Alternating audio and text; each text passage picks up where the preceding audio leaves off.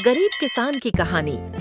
यह कहानी एक ऐसे किसान की है जो अपने खेतों में मेहनत करता था, लेकिन फिर भी जिंदगी की कठिनाइयों से मुक्ति नहीं पा सका। उसका नाम रमेश था और वह एक छोटे से गांव में रहता था। उसके पास जमीन कम थी, लेकिन दिल में बड़े सपने थे।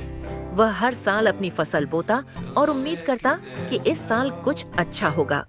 रमेश का घर बहुत साधारण था, खाने पीने का सामान भी कम होता था और उसकी पत्नी संतोषी हमेशा सोचती रहती थी कि बच्चों को क्या मिलेगा, क्या पहनेंगे।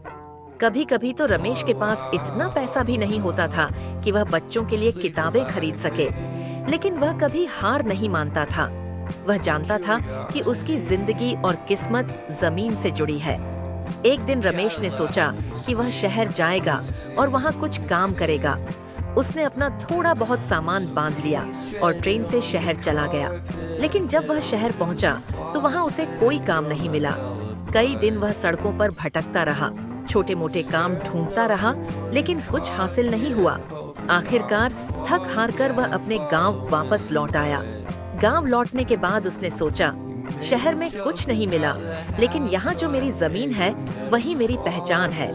फिर से उसने अपने खेतों की देखभाल शुरू की और दिल से मेहनत की। इस बार उसकी फसल बहुत अच्छी हुई और वह गांव के दूसरे किसानों के लिए एक मिसाल बन गया।